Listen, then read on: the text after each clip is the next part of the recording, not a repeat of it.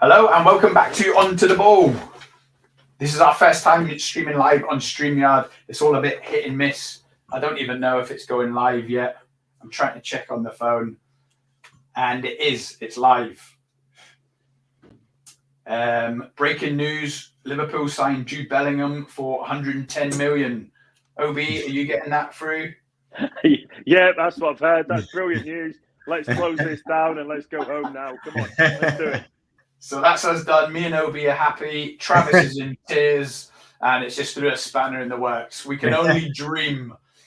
Breaking news: Jorginho has just signed for Arsenal for 12 million.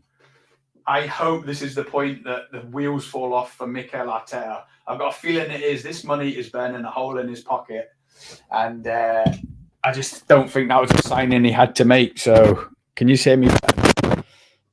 It's all a bit up in the air. It's a bit of a weird one with Jorginho because he's not like the rest of their midfield. So it's going to be interesting to see what he's going to be used for, because he's not a proper grafter, is he? You know what I mean? He's not known for his graft. He's known for his guile more than anything else. So it's an interesting one. I'm going to use my new ticker to put a comment on the screen straight away, because it's my little girl, my little pixie. Did you Bellingham sign? No, he didn't, sweetheart. We're just messing around. So yeah, let's get straight onto the ball. Travis, OB, how are you guys doing? Yeah, good. Are you? No, you know I'm not good. OB's not good. Liverpool are completely in the mud after Sunday's game. I think the best thing we can say is that it was expected. I predicted another 3-1 loss. OB, were you on the stream? I don't think you were. I think it was just me and Travis. Yeah. Did you? Just the two of you, yeah. If you were on it, would you have predicted another Liverpool defeat? You know me, I never predict defeats for the club. I do think that it was going to be a tough game. I wasn't overly surprised by the result, if I'm honest. I think it was one of them that, even if we played to the best of our ability, was certainly better than we have been recently. It was going to be a tough one, given that Brighton are in good form. So, yeah, it was going to be tough. I'd have probably said Liverpool to nick it, but it went the other way. So it was diabolical, really. I was out for lunch, luckily, so I didn't see the full game, but I've seen probably half an hour live, and I watched the highlights later on that night. And I don't know. It doesn't really matter about the performance at this stage, does it, OB? We just need a couple of results, even if it's a dire 1-0 last minute off an arse cheek in. It's all about the result these days at the minute. Travis, did you watch it? You were giving me updates while I was trying to chow down on my Yorkshire pudding and parsnips. So I knew you were loving it, especially when it went one each. 2-1. And I think you followed suit with me and you predicted Brighton would win, didn't you? Yeah, I said it would be 2-1 to Brighton, but I didn't think they would actually go 1-0 down in the game, to be fair. I think you actually started the game pretty decent in a way. I think you actually played pretty well in the first half in terms of trying to win the ball back a little bit higher up the pitch. I think you had a little bit of a deeper line than normal. Matoma was having a good game against Trent Alexander-Arnold, to be fair. I wouldn't say he was roasting him, but it was a good little battle out there, to be fair.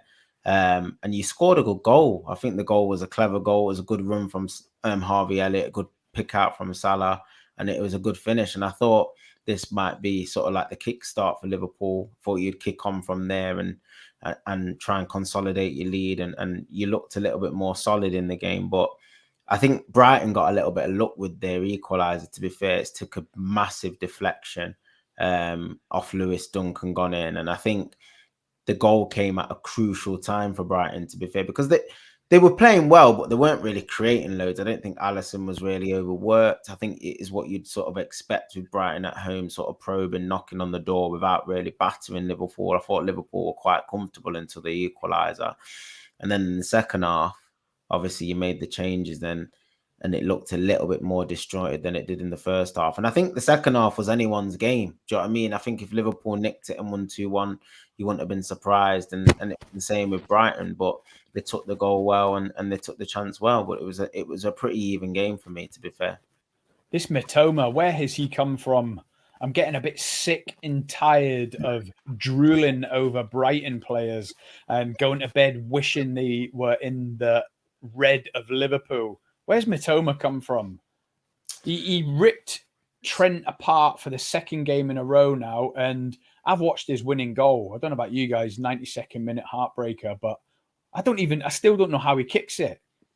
He turns Joe Gomez into Beyonce doing a twerk. That deft touch just to pull it back and kill the whole defense. And I still don't see the way the ball was up in the air. It's like he almost flicked it. There weren't a lot of room. Allison, it was a wild finish. There weren't a lot of room either. That's what makes it such a good piece of skill, because I know there's been quite a few memes that I've shared on Twitter and stuff about Joe Gomez, but it is actually a wonderful piece of skill. There's not that much room for maneuver, and to be able to take that away from Joe Gomez and hit it on the full volley in the roof of the net from that close is talented. And the boy only costs, I think it was 2.5 million. I think he costs, which is again. And honestly, again, it's great. It really is great scouting, and Brighton keep unearthing these players and producing. And you don't want them to become a selling club, because they've got a real chance of sort of gate crashing the top 6, certainly. Maybe an outside chance of the top 4. I think it might be a little bit of a stretch depending on how many players that you lose. But their manager's certainly a fantastic coach, and they're doing really, really well. So testament to them. I would say, though, I mean, good as the goal was, and it was a great piece of skill, and I'm not denying that. Joe Gomez's part in it's absolutely terrible. Basically, defending, what do you not do? You don't turn your back on the ball. He bottled it. Yeah. He bottled it. And I'm not having that at all. That is shocking, given the part of the game that you're in. Let it hit you in the face. Let it go out for a corner. Live on. Take the replay back up. You know what I mean? He could have done that quite easily. He chose to do this weird thing where he sort of turned his back, which is unacceptable. Unacceptable at any level of football. And that guy's a Premier League footballer getting a lot of money. He's been given chance after chance after chance, and I'm not having him anymore. I really am not after that. It's going to get worse with today's heartbreaking news that Ibrahima Konate is out for 3 weeks. And we all know what the Liverpool medical department is like at the minute, OB. Whatever they say, 3 weeks, double it to 6, and then add another 2 weeks on for good measure. That'll be 8 weeks he's out for. When is Virgil van Dijk back? I've Googled it enough, and there's no date. There's no information. We don't know what's up with him. Same with Firmino.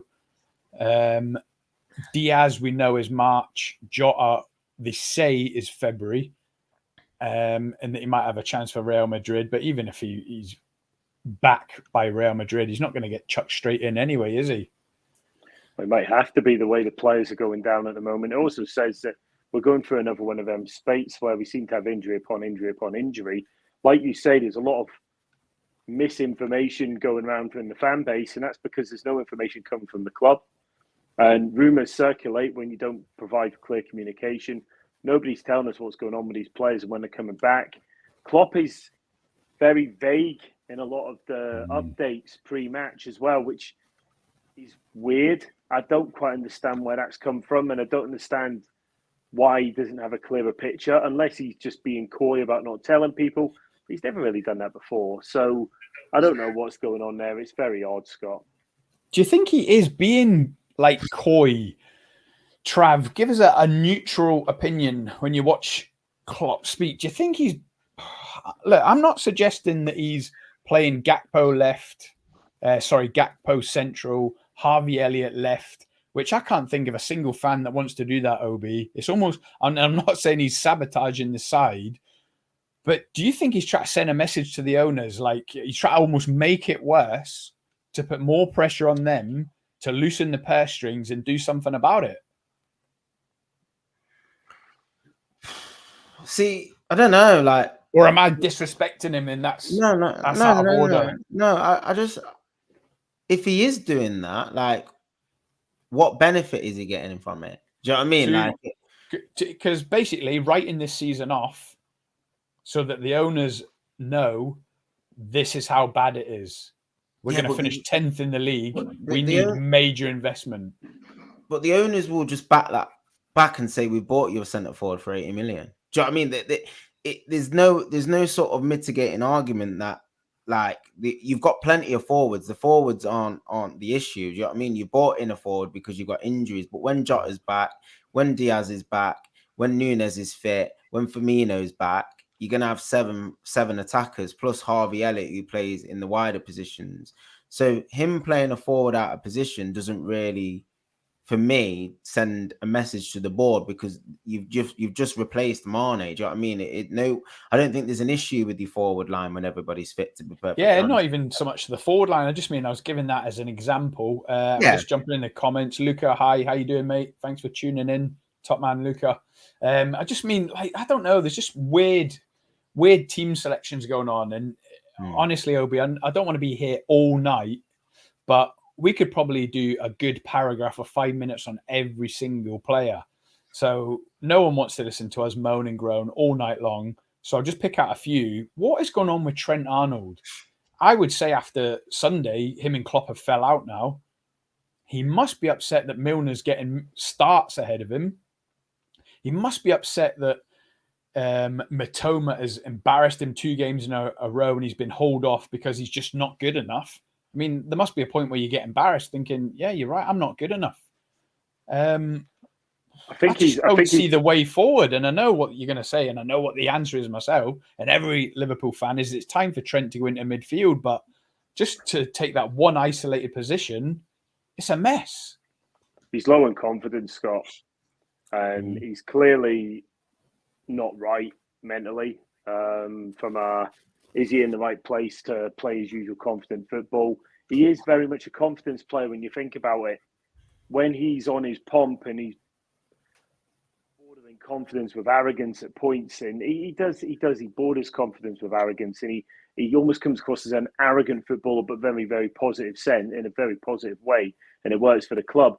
Not seeing that this season. You're seeing somebody who's frustrated, and you can almost go across the team and say the same thing about so many of the others. They look frustrated. They look like they're huffing and puffing, and they look like they're going in a mood and going into themselves when they're not doing what they need to do on the pitch, or things aren't going right. And every single thing that doesn't go their way is like it's a dagger to the heart for them almost. And that's not healthy. So Klopp needs to get him out of that. Now, whether that's being driven by external factors or not doesn't really matter.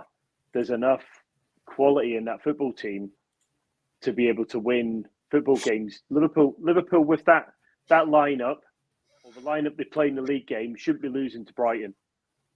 See that, and that's, you know what I mean? Yeah, that's the problem. That's it. So it's not about, and I understand the issues, and I sympathise with the issues around the owners and all of these other things that are going on around the club about we haven't moved on some of these players at the right point.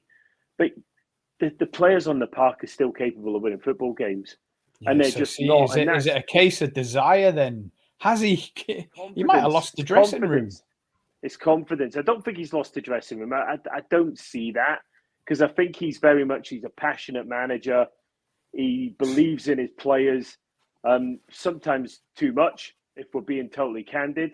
But that belief's got Liverpool to where they were sort of 2-3 seasons ago. And even last year, nearly pushing on, nearly doing the quad, 2 games away from doing the quad. And I think if I'm being totally honest, I think there's confidence issues throughout the team. And it's the only thing I can come up with, because the ability of them players cannot be questioned. It can't be. Yeah, ability, you don't suddenly desire. Become... Yeah, but you don't suddenly It must be desire. Bad. No, it's let's look at another isolated position, Fabinho. The drop off from him, and I read something on Twitter yesterday, and I put it in my voice note to Trav this morning. Someone wrote they've not seen an alarming drop off like this since Fernando Torres when he went to Chelsea, or Alexis Sanchez when he went to Man United, and this is probably worse. Just in the highlights that I watched, he looked drunk. he was doing that thing again where they were attacking Brighton, and he was walking around in the CDM position, walking back into the box when there was a full-on attack going. Now, I don't know if you remember Steven Gerrard's last season at Liverpool when Brendan Rodgers said, I'll manage your game time. And it was the worst thing you could have said to Gerrard, because he was like, I'm off. I'm not sitting around to sit on the bench against Real Madrid. These are the nights that I live for. So he put him on the bench against Man United. And I don't know if you remember, a 1-0 down. And he brought him on at half-time. Yeah. And he got sent off after about 2 minutes for that stamp on Ander Herrera. Do you remember it, Trav? Yeah. I'm and it was the funny thing. The heat map was Gerrard's heat map coming on to the centre circle and walking back off. And it was because he was furious at Brendan Rodgers. And Fabinho looked like that. I've done a TikTok on it, and there was some comments being like, I went for the ball, and he didn't. He was nowhere near the ball and dived into the lad's ankle. It's a straight red. It's a red every day of the week. But what I'd also say about Fabinho is there's no managing of his game time. There's no frustration he can show at anybody else at the club. The club's been good to him. They've given him game time. Whenever he's fit, he plays. He is one of them players that always played, and he's been trusted, and his form's dropped, and he's still being trusted and still being trusted.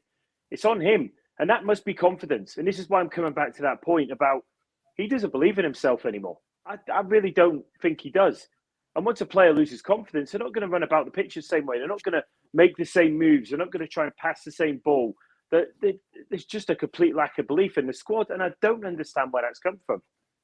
It's mad, isn't it? But again, just on Fabinho, I don't want to keep kicking him, but well, I probably do, because I'm absolutely finished with Fabinho. I want him gone in the summer, gone 20 million if we're lucky enough to get that. But it was when he'd done the challenge, he was inviting the ref to send him off. It is over theatrics. He was almost like, oh God, and he was looking at people like, can't believe what I've done. He wanted sent off. He wanted to make a point. He wanted off, to be like, there you go, Klopp. Down to 10 men. I'm furious with you. I should be starting these games. I just didn't like what I seen at all. You got any other position you want to pick on, OB? Because I could probably pick on the other 9 as well. I'm interested in your view on Salah. I've been thinking about this for a while, and I think that he's another one that, like, when something doesn't go right, he throws his head back, kind of grimaces, and in the past he used to go back and win the ball back, and now he just looks like he doesn't know what to think anymore. He doesn't really understand what he's supposed to be doing in that team. He is clearly still being double marked, and it slowed him down a lot, because when he first burst on the scene, teams weren't double marking him. Then teams started double marking him and realised that there was a problem, because he would just release the ball into other spaces for Firmino and Mane. And now they've gone back to double marking him and leaving an extra player back there in most instances just to cover. But now we don't need to worry about Firmino or Mane, because obviously Firmino's injured, Mane's gone. It just doesn't seem to be a clear process as to how he's going to get the amount of goals we need him to get. And I'm not seeing that. I'm not seeing his position working anymore. And I think possibly with Trent as well, I think that whole right side of our attack needs a refresh, and maybe moving Salah into the middle might be the answer. The other players in around him, and maybe moving Trent into midfield is the answer as well. I mean, I don't know what you boys think, but I think moving them two out into different positions, I think they've both got ability in the team, sort out whatever's going on with the confidence, whatever it is, desire, whatever it is, Scott, and then for me, just move on from that really and go, right, okay, now we need to put players in who can be effective in them areas, and probably that's a purchase or two. It really is. I think for me with Salah is he could start. First port of call would be take your chances. We mentioned it in the last game against Chelsea. He came in on his left. 2 years ago, Salah would have buried that top corner. I never had any faith of it going in whatsoever, and it went about 5 yards over the bar. So that's where we are. That's where Salah is at the minute. Driving to my Sunday dinner, listening to the game on the radio. He had a chance in the first 10 minutes. Do you remember it? Salah clean through. Oh, he's screwed it wide. And I thought, I can even visualize what that chance is. Watch the highlights. It was on his left as well. Keeper come out. Keeper made it easy and really went to the right. Think, nice, just slot that. And he absolutely shanked it. It was closer at the corner flag than it was going in the goal. And I just think, you've got to be taking them. Even then, if you go back a bit, there was signs. So when Liverpool, believe it or not, we beat City this season, we beat them at home 1-0. But if you remember, he missed a really good chance just before he scored. And it was like he would normally have scored that and scored the chance that he scored as well. But the chance that he missed was probably easier than the one that he put away. And it's like he is missing a lot more chances now. I don't think he's as prolific. I don't know if he's overthinking his football. I don't know if it's confidence. Don't know if he's just past his peak. But you don't suddenly become unable to technically hit a ball the way you've always hit it. That's nothing to do with age. That should almost, like, experience should almost help that. You know what I mean? And being thoughtful about how you're doing it. I'm at a loss for words. I don't understand what's going on with Mo Salah. I don't know if it's got anything to do with it, but him and Nunes were striking up a bit of a bromance, weren't they? They were trying to lay on chances for each other. Nunes a little bit too much. He should have been selfish. But since Nunes has been injured, and then he's only been on the bench the last couple of games, Salah's basically disappeared at the same time. So Salah's been ineffective for these 3 or 4 games as well. So he might be missing Nunes, missing Firmino, missing Mane. Yeah, I mean, I suppose, like, so if all Liverpool's 3 attackers are fit, Klopp's free. I know we don't know yet because we've never had all these signings fit at the same time alongside the old boys, or the players that have been here longer. But what's his free? If we had a cup final Saturday and they're all fit, right now, I think he'd be Diaz left, Jota central, and Salah right. You think that would be Klopp's? Yeah, I do. So you think he'd take Jota over Nunes? Yes. Right. He's taking Harvey Elliott over Nunes at the minute. I mean, Nunes is either fit or he's not. If he's not, he shouldn't be on the bench. If he's fit to be on the bench, he's fit to start and give us 60 minutes. Every time I see him on the bench, I'm like, well, obviously Klopp knows better than me, but wow, what on earth is going on? And I want to go back to this sabotage word.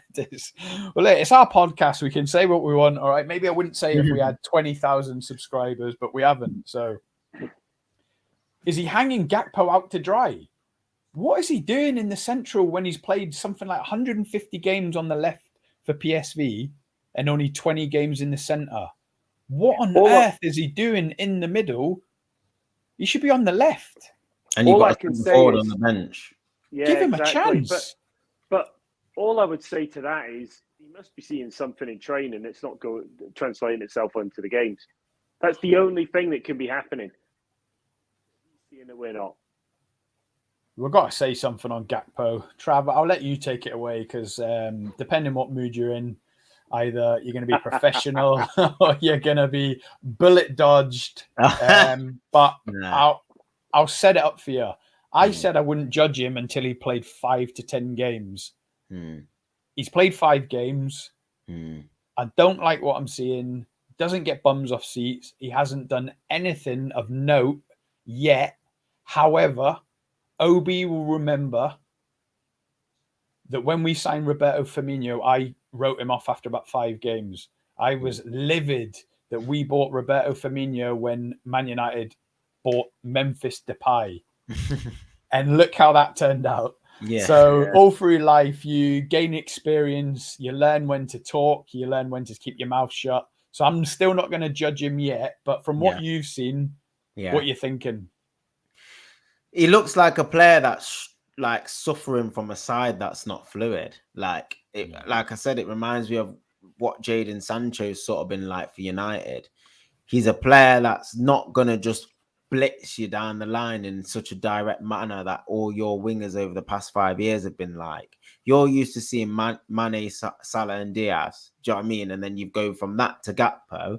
It's just two totally different types of winger. Now, when you bought him, I thought he would do well just because I think he's a good player. But it's looking like, in terms of the dynamic of what your team's used to, there's a possibility he might not fit in.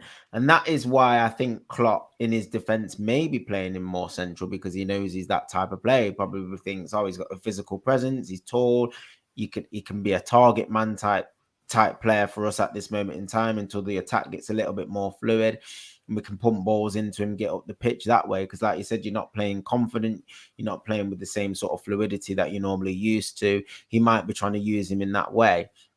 But yeah, he has struggled. Don't get me wrong, he has. But I'm sort of like, I feel a little bit sorry for him, because he's not the that whole side struggling. Yeah. Yeah, do you know what I mean? It's like he's going into a side that's just not playing well. So it's not just him that's not playing well. Like you said, you could pick out 5 or 6 of them where you could say exactly the same. Like you said, if Salah's struggling at the minute, then it's not going to be a surprise that players with less ability are going to be struggling. Especially he's got to adapt to a new system as well.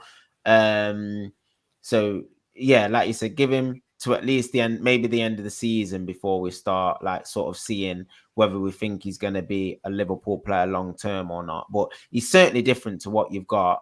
Probably even the start of next season, Trav. Do you think? Because as we keep saying, this season's a write-off. If it was a dog, we'd be putting it down. So probably a good pre-season. Find out with a fit squad where Klopp would play him. It might be on the left. It might be in the centre as a kind of successor to Roberto Firmino. We still don't know. We might start seeing Nunes as more of a threat from the left-hand side, even though we bought him as a striker.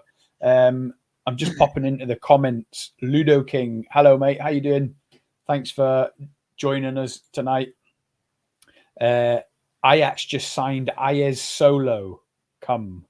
Who's that, Trav? You're the... I'm not quite sure. I've not heard of that one. That's a new one. Ayez Solo come. Ayez Solo. It's not come up on there. I've got the Sky Sports through here. It's not come up on there. No, nothing's come up.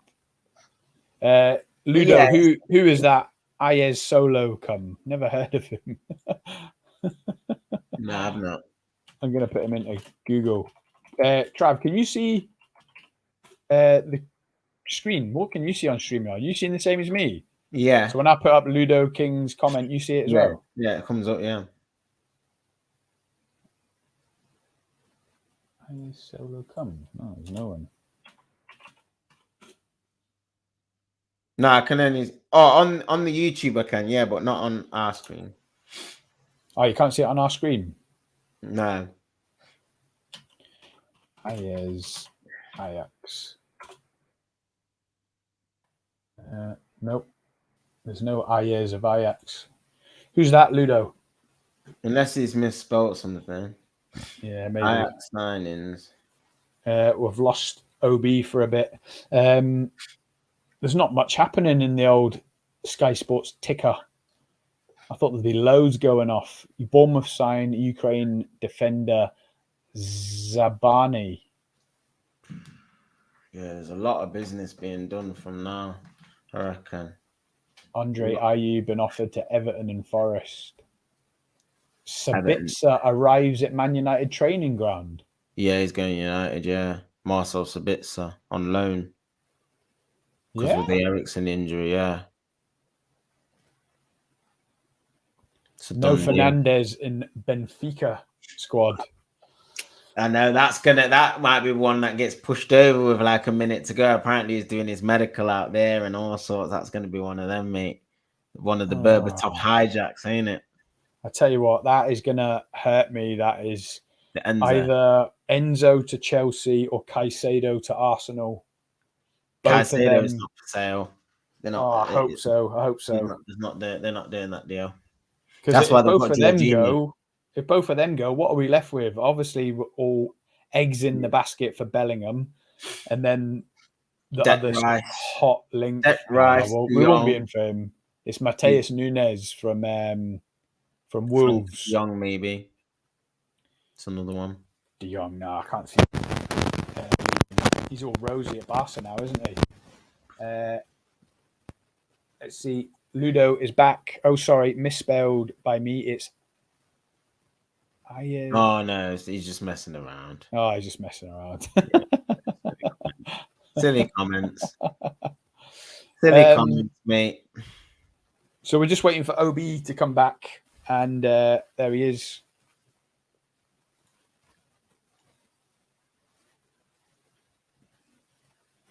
He's back on the little thing, but he's not come in. I don't know what's happened.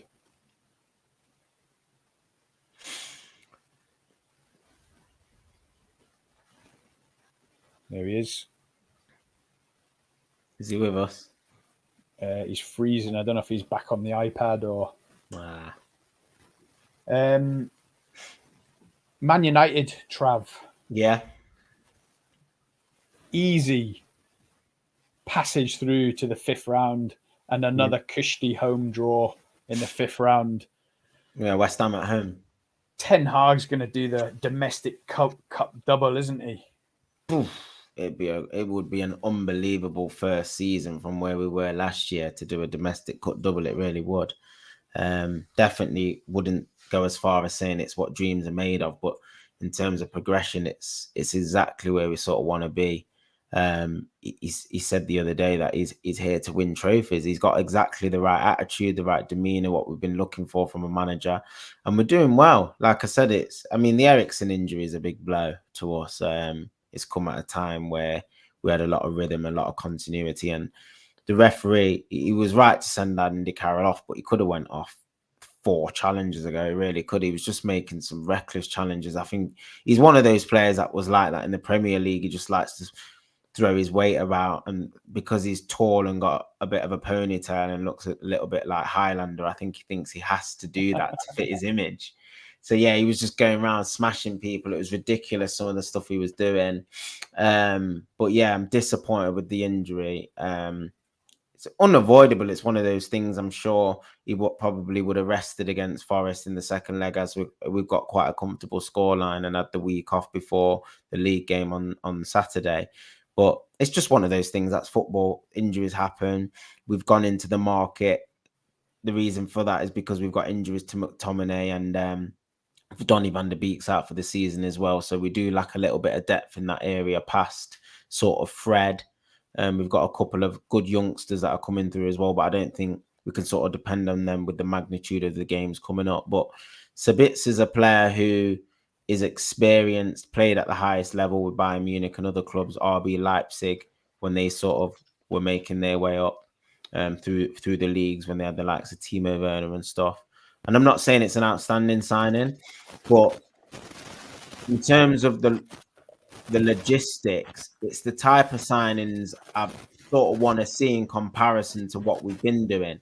Like, these are the times where you get your Cavani's, your Agalos on 2-3 year deals, spending a couple of 100,000 a week, and you can't get rid of them in a year when they're rubbish. This is just a 6-month loan deal. If it doesn't work, it doesn't matter. Do you know what I mean? You just go straight back to buying in the summer, and it's going to give us hopefully the cover that we sort of need and some extra body from now between the end of the season. Just Googling him, honestly, mate. I know you ripped me for not having European knowledge, but I don't even know who he is, how old he is. What do you know about him? Is he coming to Bayern for a big fee? They signed him from Leipzig, and he's an Austrian international, which you would expect because they've not got a huge pool of talent in that sense. But I think 28. Yeah, he's 28. He's at a good age. He'll have experience. He's big, powerful, strong. He's a workhorse, a bit of a box to box. Got a little bit of an eye for goal. He's not as creative as Eriksen, but I think he'll just give us some steel and some quality in the decent passing range. And I think it was just going to be an extra pair of legs in there. I'm not like overjoyed by the signing, but I think it's good for us, especially it just adds to the squad. We've got Fred, we've got Casemiro, we've got Sabitzer now. It's an extra option that we needed. But McTominay will go back to sort of 4th choice, and it just keeps it ticking over, really. Like I said, I think we'll go big in the summer for a midfield player. Obviously, we were linked with De Jong a lot over the last year, which we didn't manage to get over the line. We got Casemiro instead. So I think we'll be back in for another midfield in the summer, and I think we will go big. I know we've been linked a little bit with Declan Rice. Obviously, Enzo Fernandez looks like he's going to Chelsea, but there are other options as well that we could potentially go for in that midfield area, and I think we will bolster that in the summer. Where did it all go wrong, lads? We're scratching around for loan deals, Liverpool and Man United, while Chelsea spend $500 million. OB, you back with us? You okay? Yeah, all good. Yeah. Someone's mic's question. rattling. I don't know whose it is. I don't know why. Is it mine? Can hear fuzzing. I don't know. Is it? No, I can't hear nothing. Oh, right. Okay. The thing about Chelsea is they've found a way around FFP, haven't they? Oh, it's disgusting. It's not right, and it's basically something that they've closed off already. So that'll be something that won't be able to be achieved. But they've basically found a loophole. They've took advantage of it. They've exploited it, and then now they're looking at paying off in over periods of time of 8 years and installments and all of this sort of stuff. And they've found a way around it. And fair play to them if that's what they've done. I wonder how it goes in terms of these 8-year contracts, though. So Mudryk has signed an 8-year contract so that his fee can be spread over the length of the 8 years. So 80 million over 8 years is only 10 million a year, which apparently falls inside FFP. But if Mudryk starts smashing it, surely his money is the same for 8 years. Or vice versa. Imagine he's crap. They're stuck with him for 8 years on, say, 300 grand a week. It sounds a mad concept. It is. And if you think back, the last time we heard about real long-term contracts was Pardew's managerial contract in Newcastle was 7 years. And they had to pay him off for the remainder of his contract. And it seems like it is a bit of a gamble. And they've took that gamble based on the fact that they think they can get where they need to be. They haven't got the funds sitting in the coffers of the owners, and they've tried to be a little bit smart about how they spread it out. So fair play to them. I'm not saying it's right, but it's interesting. And I said to you guys in the group chat earlier, the last time I've seen a club try to do this was Leeds back in the 2000s, where they just they were bidding for everybody. You remember the Huckabees, the Bridges? They were just buying everybody on the market. Seth Johnson. Oh my goodness! And and they ended up spending at the time a ridiculous amount, something like 115 million over like a year and a half. And next thing you knew, they got relegated because it all just went pop. And I don't understand how a team who can be in a transfer embargo under 2 years ago are now spending $500 million. But even then, let's say it is spread over 8 years, so 600 million over 8 years. Apparently, surely they can't spend anything for the next 7 years then, because they're already at the 80 million per year. Exactly. I don't understand how they're going to move forward with that, Scott. And I don't know. It just doesn't make any sense. Doesn't feel right. And I think it's something that will either bite them in the arse or put them back to where they want to be at the moment, and they can see themselves in 2 years' time having to compete with Middle Eastern oil money, which is the way it's going to be.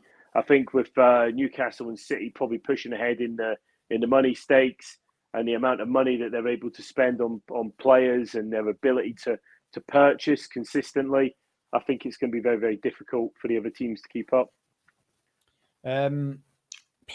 Look, we're here to bash FSG, or at least I am. Obi might not want to publicly bash them, and Trav might not agree with what I'm saying when I'm bashing them. But this is just... They've got to leave. They've got to leave soon. And the point I want to make is they preach that we're self-sufficient. What do they call it? Self-sustained. So whatever the club makes, the club spends. FSG are not pumping any money in, and that's that. Is that how you two see it? They will not put any... Well, I don't know. Are they not putting any money into the club at all? They don't put any money in. So self-generated and self-spent, like from so they bought us for £220 million back in 2010.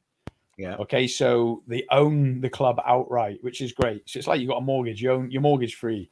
So basically, whatever comes into the club, revenue, we can spend whatever's left after wages and everything else on players. Simple as that. Hence why we've only got the £30 million every season net. So the point I want to make is the people that are pro FSG are like, yeah, fine, we're self-sustained, we're mortgage-free, debt-free, and we'd hate to be like Man United because we're just not that type of club. Look at them in debt, and the Glazers taking out loads of money in dividends and paying 50 million a year in interest. However, when they take money out of the club, right, self-sustained money, they call it, so it's our money. And when I say our money, I mean Liverpool's, yeah, the fans, ours. So we generate 250 million and they build a stand with our money. Yeah. Yeah. Whose stand is that? Is that FSG's or is that Liverpool's? Liverpool's. It's Liverpool's. The clubs. When we pull out another 150 million and we've got a loan to pay this second stand and buy the second stand, 150 million, it's Liverpool's again, isn't it? Yeah. So 400 million on two stands. Okay. Yeah. Now forget equity growth in the last 10 years since we've come out of the recession, but now we're about to head into another one. Forget all that. That 400 million, we'll just keep it that. Right now, it's probably it's added 800 million onto the value of Liverpool Football Club. Yeah. Would you agree? 800 million? Yeah. And that's just bricks and mortar. So the whole package now of Liverpool is worth somewhere between 4 to 5 billion. So our transfer money, our revenue from TV deals, ticket sales, merchandise, worldwide global appeal went towards stands, paying for these stands. Yeah. So let's say FSG sell the club for £5 billion. Yeah. Are they leaving us with 400 million in the bank of our money for the stands? Or 800 million, which is probably closer to the real value. Are they going to leave that in there? Because that's our money, isn't it? Self-sustained money. Are they going to do that? Or are they going to take the full 5 billion and we're just dealing with new owners? Do you see where this self-sustained does not make sense one little bit? Self-sustained would be one thing, okay? That would be FSG putting in 400 million to build two stands. That's their money. Nothing to do with us being self-sustained. So should that 400 million, two new stands now be worth 800 million? That's theirs to take away, isn't it? I suppose the argument on the other side, Scott, would be they have the branding in a club. Yeah, no, I get all that. I'm just talking. I'm just trying to keep it as simple as I can. In bricks and mortar, but our revenue and TV money has paid for them stands. The value of them stands has doubled in the last 10 years, as everything else is. They're looking to sell the whole asset for 5 billion. In theory, that's our money that's doubled in value to 800 million. Even if they don't double it in value and they just, whatever it costs, 400 million. Surely they should leave that 400 million in the bank for Liverpool to buy players. Do you not think that? So is your argument then that you don't feel they should be entitled to that money? Or do you think as a gesture of goodwill, they should be giving that money back? In terms of constantly ramming it down our throats, calling us self-sustained, we're not putting any money in. We're not going to spend 500 million on players because the club doesn't generate that much. It's self-sustained. We're not getting in debt. We haven't got it. That's fine. So, we've kind of lived with it. Some fans have been proud of that.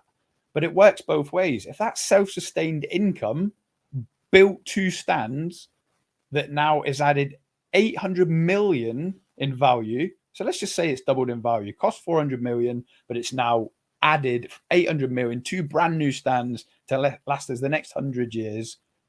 If they sell it for 5 billion, surely that 800 is ours. Because the 400 million was the club's money. Now it's worth 800 million. Surely they should be taking 4.2 billion and leaving the 800 million of our money, self-sustained money. And they're not, are they? They've used our money to feather their own nest, to build their equity, to flog us and disappear back across the pond. Yeah, but they're not just disappearing, are they? They're using the FSG network of sports franchises, as they call them, to supply that money into other businesses that they'll then grow, sell on to make money. You know what I mean? Yeah. It's a business. So yeah, it is ultimately it's a business. These guys for their come along, games. took us, and they took us over when we were in a not a great state. They took us through a good period. I'm not a great FSG fan, as you know, Scott, but I'm trying to be balanced about this because there seems to be just two camps in the Liverpool supporters, and it's just either FSG out, FSG in. You know what I mean? And there's nothing in between. And if you actually look, the right answer is probably balanced more towards it being out, but it's a little bit more in the middle, and it's about us being sustainable, obviously having a moral compass, because a lot of the fans are talking about we don't want to be in the whole Middle Eastern money with all of the issues that come with that, and the issues around FFP, and I don't think anybody wants to go down that route. I like the self-sustainability because it means that the club will be there forever. But also, I do think that in order to continue to be at the elite end of Europe, which is pretty much where we are. I mean, if you think about this season, it's a bit of a dip, but the elite club in Europe, and to be self-sustained, that is a positive thing. Yeah, no, I definitely get all that. There's a little bit of a grey area there, and you know me, and you know where I stand. I tell you what, Obi, do it the other way round, right? We haven't got the new big main stand, and we're not developing the Anfield Road end. Okay, so they just haven't done it. They weren't interested. We've spent 400 million on players in the last 10 years, an extra 400 million. Their net asset is now worth 4.2 billion instead of 5 billion. Where would that leave them? Them out of pocket, us happier, us better off, we've spent more on the team to be successful. So at the end of this 10 years, we're then building these big stands just to increase their equity. We're the fans that have missed out, lost out. And the best bit about it was they used our money to do it. They borrowed 400 million off us to make it worth 800 million. And now they're taking the 800 million. If that's not taking money out of the club, I don't know what is. 20,000 seats to the stadium is an achievement in itself. And it does mean that more people get in to watch and experience the match day. And I know that it then in turn creates revenue. There's a little bit of that. And I know what you're going to say to me. I still can't get a ticket, but that's because of the size of the fan base and the success of the club. Yeah, but I'm not even being selfish now at this. It's not about me. Yes, it's great. And whoever the new owners are will have a bigger stand to generate more money. But I'm just talking about FSG. The only way they would look good in this was if they lent the club 400 million and built these stands, and now it's worth 800 million. Cheers for lending us the 400 million. You doubled your money. It is what it is. But they used our revenue, our TV money, our income, our shirt sales, all these shirt sales. They used our money to increase their equity. So do you think there should be slagging them off all the time? Do you think there should be like a parting gift? Is that what you're saying? I think the horse is bolted. It's all too late now. I think what Trav was saying, like, do you think there should be a gesture of goodwill? It's impossible now because they're not going to leave 800 million in the bank for the new owner. I'm just saying, when you look at it deeper, it's been an epic swindle. That's what's happened. All they've done is increase their equity, and we're now in the mud. I think as a football fan, it's always difficult to interpret sort of what you actually want from your owners, and I don't think a lot of fans know. Like, if someone was to ask me genuinely what I would want from the new ownership of Manchester United Football Club, I wouldn't be able to answer. I think I'm a very, very loyal, passionate fan, but like at the same time, I don't go to a lot of the games. I do go to games. I go to games when I can and stuff like that. There's so much things that I could do better as a Manchester United fan. I know that for a fact. So again, it's like, what are the perfect owners in a rhetorical way? You look at how Man City are run as a club. They've got their flaws. You look at United, they've got their flaws. You look at Liverpool, their fans are disgruntled about certain aspects of FSG, and it's the same with all ownership though. And like Newcastle now have got new owners. Everyone's kicking off about the amount of spending power they've got. Chelsea's got a new owner. People didn't like Abramovich, and it's like we're all really, it's all the same. Do you know what I mean? The Super League, everyone was on it, all the big six. Like it, like what I'm trying to say is that it doesn't necessarily. I'm not trying to say these owners should definitely stay as a result of that, and there are going to be pros and cons of every owner. That is what I'm trying to say, and I think it's like our Glazer movement was huge, and now we've got Ten Hag in. I'm not saying the Glazer movement isn't there, and I'm not saying it shouldn't be there, but like there's no substitute for success on the pitch, and it's like it's very difficult to cloud them both and correlate two and two together when things aren't going well. And I think for Liverpool at the moment, because things aren't going well this season, they have done for the last 4 seasons. I'm not saying you're making excuses because people have been kicking off about FSG for years. This is not what I'm saying, but I think as a club now, you've just, whether the owners are staying or not, you have to pull together. Now, whether that's the manager staying, these players staying, some of them going, there has to be a resolution to that. And it has to start on the field. Do you know what I mean? That's the only way it can start, is by starting to put in some good performances again. Because like you said, nobody sort of knows what's going on off the pitch, and you will never know. And as a fan, you can't spend like hours of your day thinking, I want FSG out, I want us to spend 200 million. I used to do it. The Glazers, I used to say it to you, didn't I, Scott, last time? When Ollie was there, I was like, it's because of the Glazers. They're not back in the team. They're not. But you was like, no, they're spending 200 million net. I'm like, it's not about that. There's not a plan. And it's only now Ten Hag's come in. No, that is, I get what you mean. What I'm saying is it's a different subject. It's a very, very like deep faceted argument with ownership. And I'm not educated enough. I'll hold my hands up. I'm not educated enough on the Liverpool situation, so to speak, as you two. Do you know what I mean? You two know your club inside out. I respect what you're saying in terms of the owners. Let me quickly reference Man United then. And Obi, I'm not saying I want to operate like this, okay? But Trav, has your life been any different when Man United's financials are released in their 600 million in debt, and then the latest financials are released in their 900 million in debt? Does your life change at all? Exactly. No. So it's nothing to do with you, the money. You don't care where it comes from. As long as you're spending a decent amount, you're making the right decisions off the field, you're getting the right players to play on the field. You know, we're only on this earth for like 80 years. Like, it is a bit like those that are like, just be happy with it that we're not in debt, and then just live the next 40 years not winning nothing because we're ethically better than Man United. Fans are not interested in that. So it is a little bit like, leave it to the money men. I disagree slightly, and I tell you why I disagree. I don't completely disagree with your point, but for me, the long-term future of the club is important.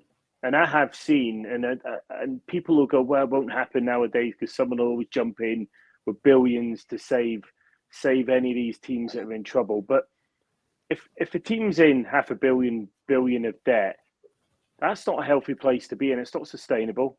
So eventually something's going to happen. Now, relying on brand, that's fine. Like, football's a global sport and everything else. But there's a lot of different brands in that sport competing for new supporters, competing for new markets and everything else. Now, you haven't got the money, you can't compete as well as you should have done on every single level.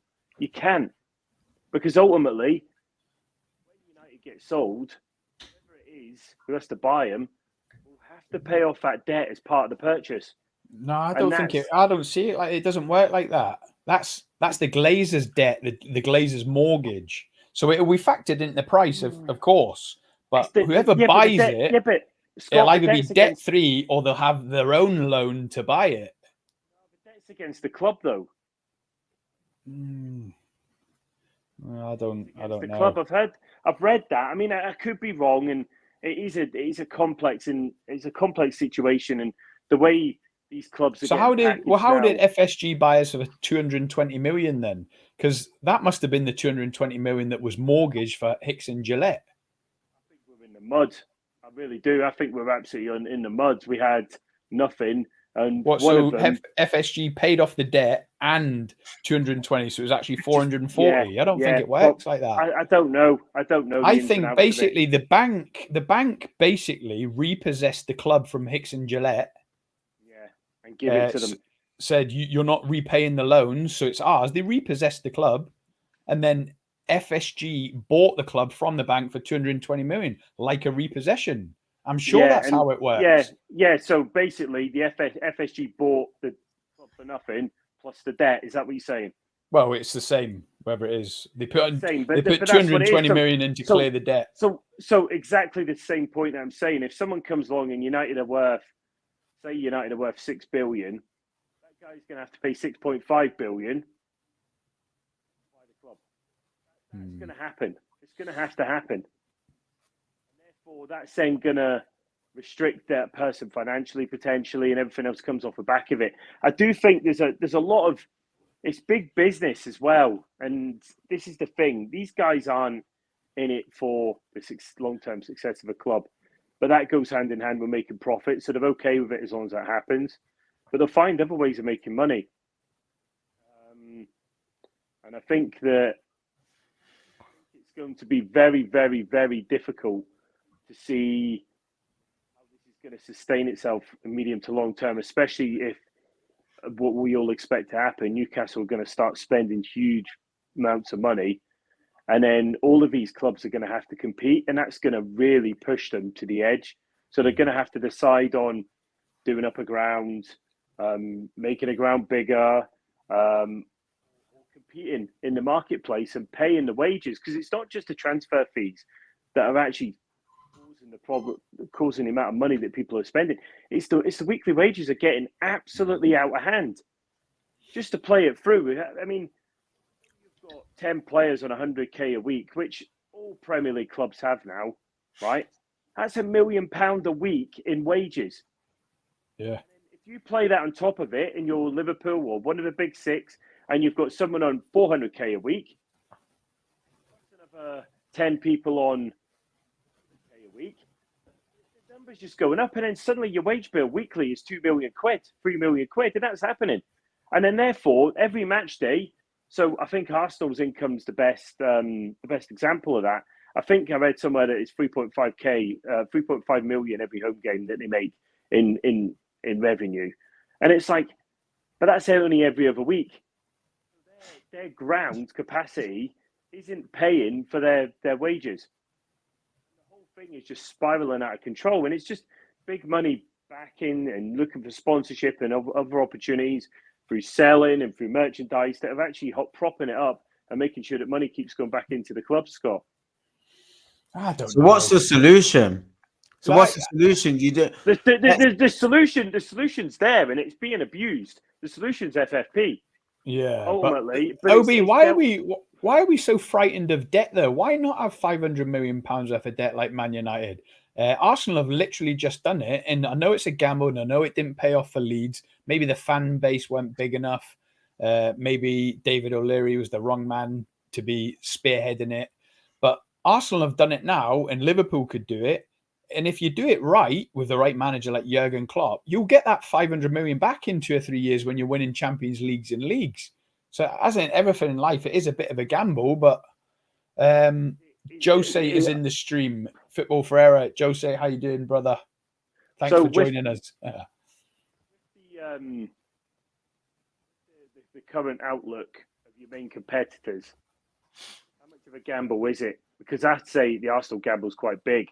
So if they don't win the league this year, next season, I don't think they're going to win the league. I mean, unless you guys see something I don't think Arsenal are going to win the league next year. It's going to be close this year, but they're not going to win the league next year. This is a once in probably a 5-year cycle opportunity for Arsenal to push on and win it, because they are going to get stripped, and they're going to get outstripped by the teams with more money, which is Newcastle and Man City. And Chelsea have clearly tried to negate some of that by coming up with some crazy financial plan, which is a gamble, and that's up to them.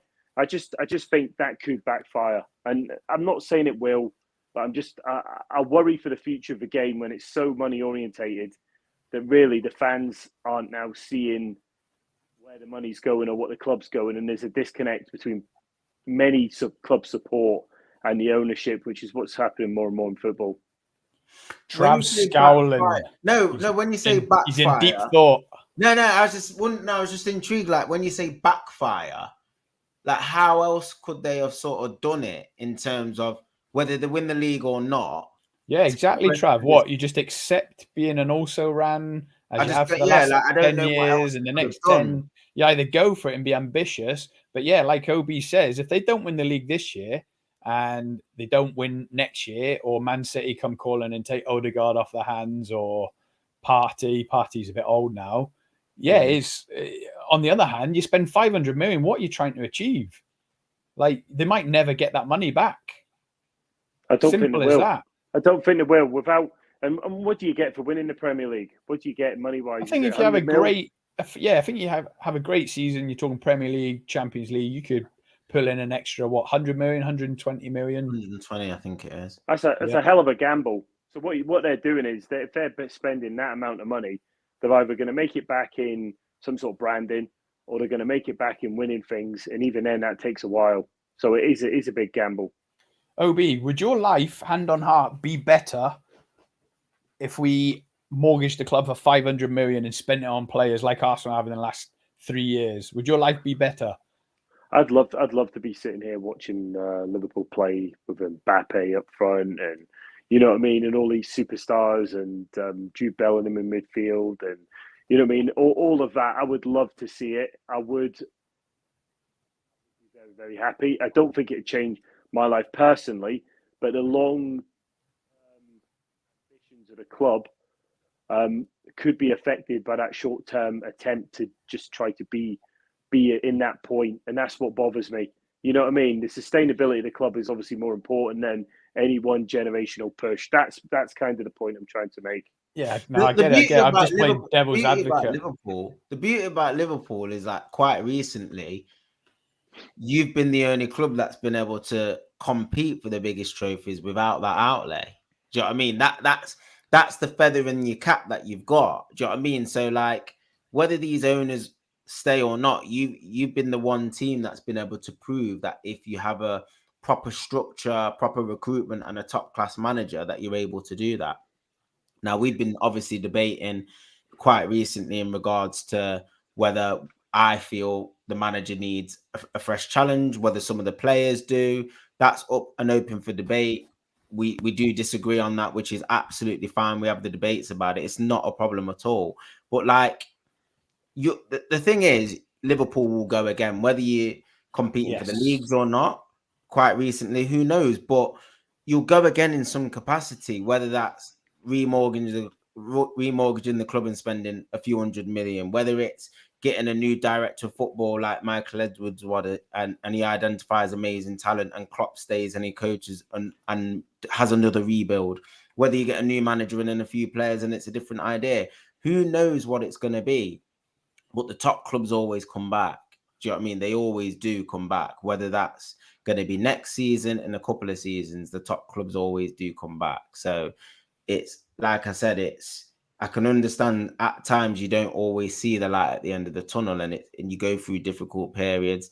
We've not won a league for 10 years. Do you know what I mean? We've not competed for a league for 10 years. Hand on heart, we haven't been close to winning a league. We've been in and out of the Champions League. I think we've been in the Champions League 3 or 4 times in 10 years. That's a massive culture shock. I think when you've had a manager for 26 years and he leaves, do you know what I mean? You get these issues. And I think that's what it's going to feel like for you, because one day Klopp will go, whether that's the end of this season or in 4 years, it will go. And he's been the best manager you've had in the Premier League era by a country mile. So that's why the thought of him going just seemed like not a nice thought. But when he does go, you'll always bounce back, whether it's the manager after. The manager after Klopp has got a huge job, because that's what it was like for Moyes. When Moyes came in, just forget it, mate. The expectations through the roof. Do you know what I mean? The expectations through the roof. It's such a difficult job to try and compare yourself to Jurgen Klopp, and that's what it's going to be. It's going to be absolute. I bet managers won't want to touch it with a barge pole, mate, because they'll just think, forget that. Thomas Tuchel follows him everywhere, doesn't he? So, I'd You know take what I Tommy mean? Tuchel. Have you Definitely actually take Tommy considered? Tuchel. Have you actually considered, like, same with Man City fans, when Pep goes, when Klopp goes, like, if let's say he went at the end of the season, what manager? I know you're gonna say obviously like there's not gonna be an upgrade on Klopp, which there's not gonna be. Do you know what I mean in terms of availability? But who would you actually think fits the bill? Because I don't. Obviously, Gerrard's not ready to take over Liverpool now. So, what coaches could you actually see at Liverpool? I'll pass this straight over to Obi. I can't even answer Right. this. I tell you I don't what care until we've got to buy out and new owners. I can't even Yeah. think straight. Is it too hard to even think about at this stage? No. you know Not what? interested. I'm gonna play a scenario that if we wanted to ensure that someone come in for a year or two at the real top end Yeah. and try and make sure it wasn't a downward shift to be someone like Ancelotti. But that would mean that the money would be in the club by then, so Scott would be a happy boy.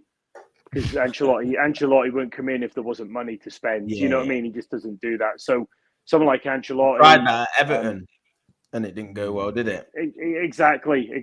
But I think that club's so rotten at the bottom, and it's been proven no matter who goes in there, it was never going to work. So they've got different issues there, and I don't think he fully understood it. He done all right with what he had. I think someone like Ancelotti could come in and do a job for a year or two. What about someone like a coach, like a Pochettino type? Well, Xabi Alonso's causing waves in the Bundesliga with Leverkusen. Have you seen apparently a couple of apparently reports so. linking him with us?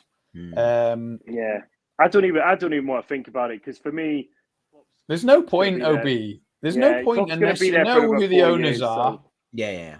If there's no money, of course, you just be going for a training ground type of coach, maybe like Pochettino, like you say. If I've got loads of money, I'd probably even go Steven Gerrard. He knows a player. OB's shaking his head. Don't start me on that. But if we're owned by oil barons, do you know what I mean? Just buy the success. Mate, that's what we had with Ole Gunnar Solskjaer. I'm telling you now, do not go down the Gerrard route, mate. It'll kill your club. It really will. The Gerrard route is just because the guy's a good player doesn't make him a good manager. He hasn't got what I think is enough football coaching intelligence to be able to see it through from what I've seen of the teams. And he went up to Scotland. He done well with Rangers, but let's be honest, it's Liverpool, Celtic, man. And it's totally. Yeah, exactly. And he couldn't hack it at Villa. How would a manager who couldn't hack it at Villa? It's like Man United bringing in a guy who got Cardiff relegated. It's exactly the same thing. Trav's bang on. Yeah. I don't know about you, but this is like the deadest transfer window ever. And I'm not just talking about Liverpool. I thought there'd be like deals getting done and we'd be like, hey, hang on, Sky Sports, what's happening? But Cedric Suarez to Fulham, it's not even worth mentioning. I'll never forget the transfer deadline day. It was about 10:30 at night and I was watching Sky Sports and Jim White was like, hang on, Justin, you might want to stay up for this one. Stay with us. I'm just hearing Michy Batshuayi is leaving Chelsea to Crystal Palace on loan. Stay with us for the latest. I went, turned off the TV in my bed. The best transfer window ever was the one that, and it was a massive changer in the Premier League direction, was the one where City come in and took over, and they just started bidding. They just come in, they took over as owners. It was a day or two before the transfer window closed. And Rubinho came in and he bid for Berbatov, and United were absolutely cacking themselves that suddenly this guy that had been like sort of through the whole window was suddenly being like, there was bids flying in and they were just chucking money around, and that was absolutely astonishing. I would have put money on it, OB, that you were going to finish that sentence with the best transfer window was when that lad waved a dildo behind the Sky Sports presenter. You know what? It was amazing. It peaked then. Ever since then, it's just gone downhill. Absolutely brilliant. Fantastic fun. It's nowhere near the same now. It's just a load of nonsense, isn't it? Yeah. I don't know if you know that, Trav, but apparently Rubinho thought he was joining Man United. Did you read that story? Yeah, he did it in a press conference, and he was like, he thought there was only one Manchester club. Yeah. Is that actually true, though, or was it a bit of a lost in translation? No, it's true. It was true. He thought he joined United, to be honest, which I find staggering. Do you know what I mean? agent and all that. But yeah, I don't know. The transfer window, like you said, Chelsea, everyone's going to think Chelsea have won the window, but Potter's going to be under intense pressure. I just want to quickly speak about Chelsea. The How amount does of Potter take a training session, Trav? Like, you mustn't even know who's turning up of a day. No, he Who are hasn't. you? João Felix, He Mudryk, hasn't. where do you play? I don't know. What are we doing for training? It must be mad. And he must be getting told who to play, surely, because he's not buying all these players. 80% of this business he hasn't done or identified or anything like that. Literally, it would just be the scouting network or the director of football, the owner, and it's just going to be I don't know. I'm not saying I fear for Chelsea. Like you said, they've bought some good players, but I fear for Potter, the pressure that he's going to be under. Because, do you know what I mean? They're going to be expecting Chelsea to start putting runs together from yesterday, mate. Do you know what I mean? Starting on Saturday, all these new players going to be playing. They're going to expect him to start to hit the ground running. There's not going to be any margin for any error or any time to settle. I think it's going to put huge pressure on Potter to deliver instantly. The one thing I would say is if they get Fernandes over the line, Fernandes is quite possibly, in my opinion, the best young midfielder in the world. I think he's going to be, if he's not already, he's elite. He's better than Jude Bellingham? World class. I think he's as good. I really do, and I think his energy inspired Argentina almost as much as Messi did to win the World Cup. He was absolutely tremendous, and I was blown away by his performances. And I do think that could potentially be a massive buy for the future of the Premier League. Because I can't even imagine how they're going to line up. Like, I'm trying to pick a Chelsea team. Well, this is the interesting thing. So they haven't got an actual number 9, have they? And they still haven't really got one. Got Nkunku coming next year. That's probably why they're not lining up. Yeah, but I mean, you got Lukaku coming back, isn't they? They could keep playing Havertz there, or they could play. I don't even know. It's mad, but he's going to have to come up with something. I think Fernandes walks into that team, makes a difference. He gets over the line tonight, and I think we'll see Chelsea really push on in the next 6 months and probably go into next season as one of the dark horses for the title. If they start to replicate it, because I do think Potter's a good manager. As much as he's taken absolute pelters, and Brighton seem to have kicked on without him, they were a very good team with him. He obviously got a good basis for the club there. If you think that club's a similar size to somewhere like Palace in stature of club, and he kicked them on to just having this roll through of talent coming through. And it's benefited the new manager, who's obviously a very intelligent guy as well. But I do think that Potter will get it right at some point. And we just saw snippets of that in the second half at Anfield. And I'm glad we played them now and got them out of the way rather than play them at some point during the rest of the season, because that would bother me. I think it's crazy how they got rid of like Lukaku, Tammy Abraham even, who went to Roma and did very well. And they were crying out for a centre forward.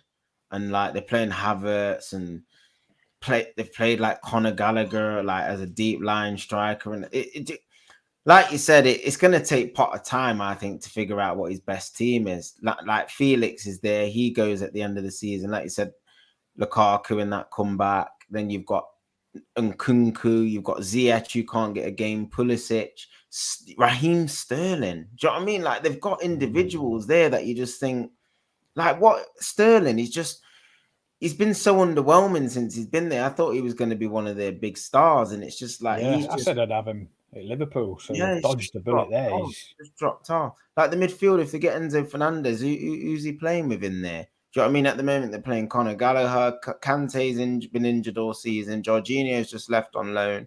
Like, I can't even pick a midfield at the minute. Then obviously they bought a new right back, couple of centre halves. They've still got Thiago Silva. It just seems very top heavy. Like they've got a lot of defenders and a lot of like rubbish attackers, like Aubameyang and stuff, and then like no midfield. It's just I can't see the vision at the minute. I'm saying no midfield, but we're trying to take Mason Mount and Conor Gallagher off them on loan. We've been linked with N'Golo Kante on a free at the end of the season. which is the last thing we need. Another injury-prone midfield. As good as he is, he's injury-prone. I can't see that one ever coming off. But this does remind me of Man City, OB. Do you remember when obviously they came into all the money and they started buying all the players? Do you remember we were picking off their cast-offs? We took Bellamy, Craig Bellamy off them because he was surplus to requirements and he was still a good player. But that's like us. This is how bad it is for Liverpool. We're feeding off the scraps, trying to take Mason Mount, Conor Gallagher. The beauty is that you can play with Fernandes and his energy that he brings. You can just play another two with him in there, and he'll cover it. You know what I mean? Sort of almost buying themselves opportunity to play just three in the middle and have that energy that will probably overall a lot of teams. And I think that's a big buy. Honestly, guys, my tip for the rest of the season is watch this, lads. If they get it over the line tonight, because I think he's got the potential to be the best midfielder in the world. Well, you went here, Obi, you dipped out, and I said to Trav that I'm desperate for Fernandes and Caicedo not to go through to Chelsea and Arsenal respectively, because there's still a chance we might get them. But you've just backed me up there that Fernandes not going through, if that means we're back in the mix for him in the summer with our supposed £250 million war chest, I'll believe it when I see it. But would you have taken Kante from now to the end of the season? No, he's injured. What's the point? He's played one game all season. What's happening with Arthur as well? Is he not fit? No. Because he was another loan that you got, isn't it? And it's just like, I don't even think, has he even played a game? He's come on as a sub a couple of times. Yeah, I think twice he come on as a sub. He's been unlucky. He got injured. He's actually quite a tidy little player, to be fair. When I watched him at Juventus a few times and that, but he's another one. I think, like you said, for Liverpool, get a few players back very quickly. Just start getting a few good performances in, and it will lift the mood, because, like you said, it's really low at the minute. But you get Diaz back, you get Jota back, you get Nunes back up top, you get Salah firing. All of a sudden, do you know what I mean? You never know, a couple of wins in a row, and you start to lift the morale of the fan base and stuff, and people then start looking forward to watching you play again and stuff like that. So it can all turn around very, very quickly. I can't even see where the next win's coming from. Can you, OB? Have you seen our fixtures, Trav? But what I'm saying is, laugh your head off when you look at it. Go on. Yeah, but we do raise a game, Scott. We do raise a game for the big ones. I think we're past that, honestly. Yeah, we might raise it for Everton at home and Man United at home, but other than that, we've got Wolves away. That's easily a loss. Everton at home, Newcastle away.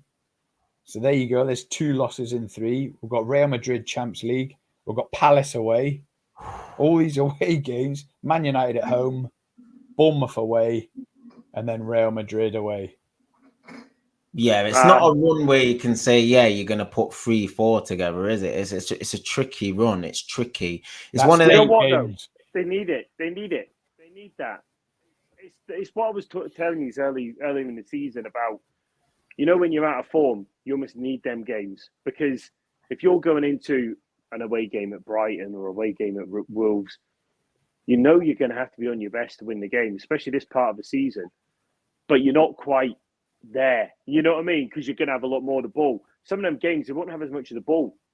And it's like, you're going to have to dig deep, especially out of possession. And that mentality kicks in. I thought the prime example was when we played City early in the season. And we done them. And we deserve to beat them.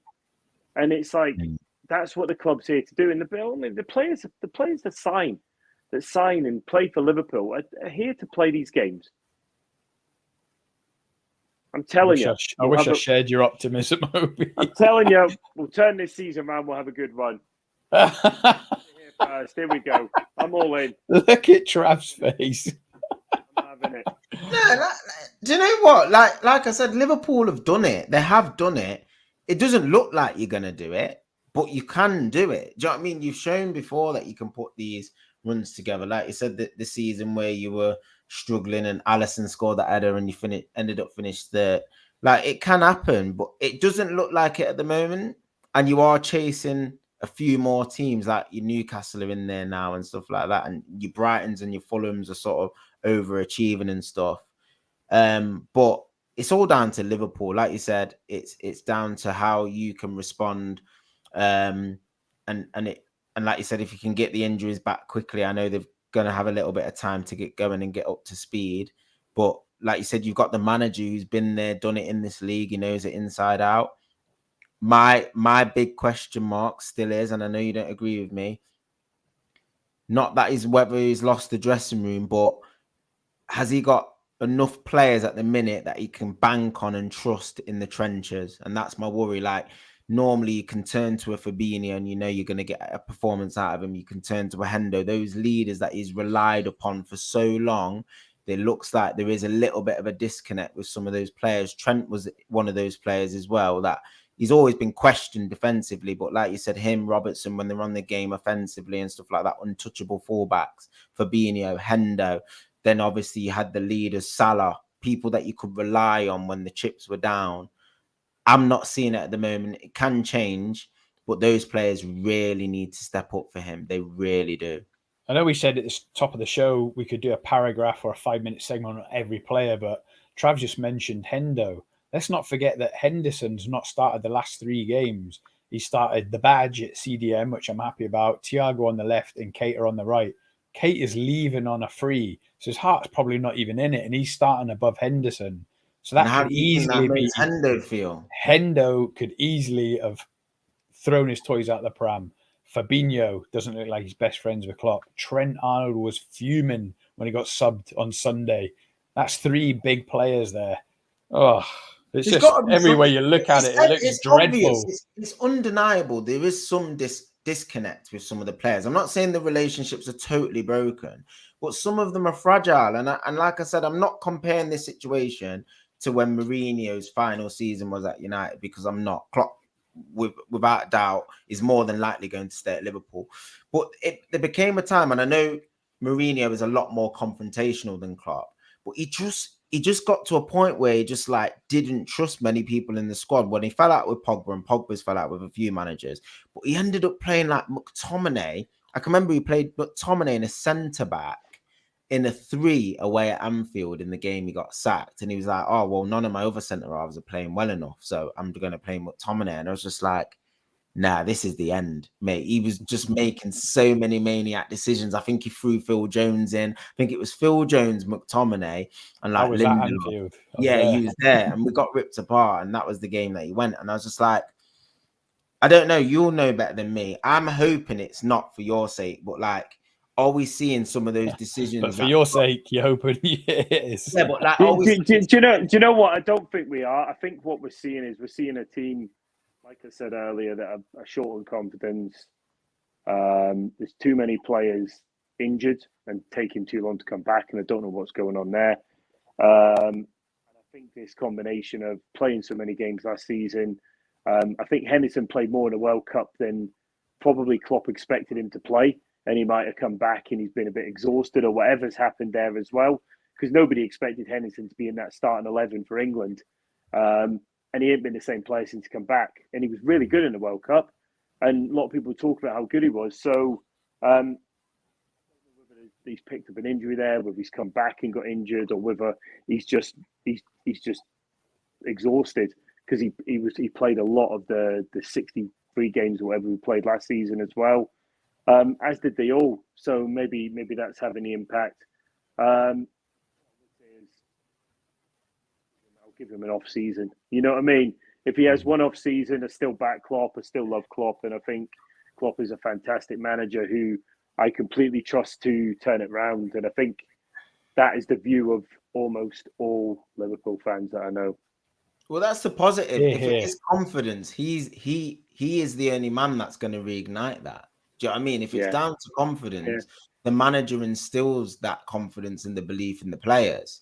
So if the majority of the players are feeling low, they're lower, they're fragile in terms of this, how the season's panning out, the direction the club's going in with the ownership and stuff like that, and Klopp is still going to be that guy who's going to be at the head of the project, then a big chunk of this squad are still going to buy into it. Don't forget me wrong. You're going to get to the summer and some of these players are going to go. Do you know what I mean? That's Yeah, obvious. of course they are. There's going to be players that aren't going to buy into the future of Liverpool.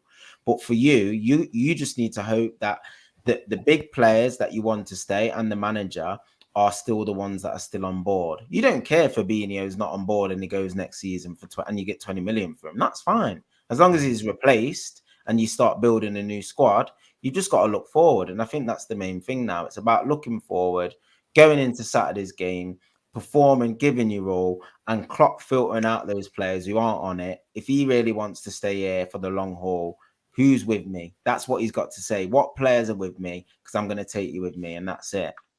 Absolutely. Great rallying call, Trav, and I back him to do that, mate. I really do. Yeah.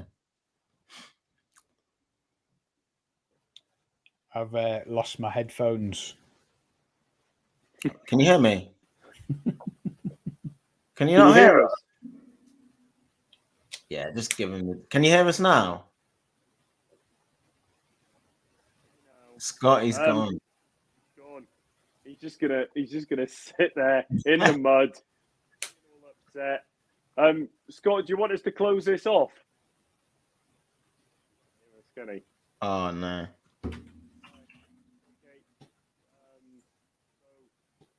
We'll do a quick bit. Like and subscribe. Subscribe. Scott is obviously gone. He can't say the usual, but thank you very much for listening to us. Thank you very much for listening. Really, really appreciate it, and I'm sure we'll all catch up again soon. Keep listening out for the content. Oh, he's back. Oh, we were just saying goodbye. We were just saying goodbye in your absence, mate.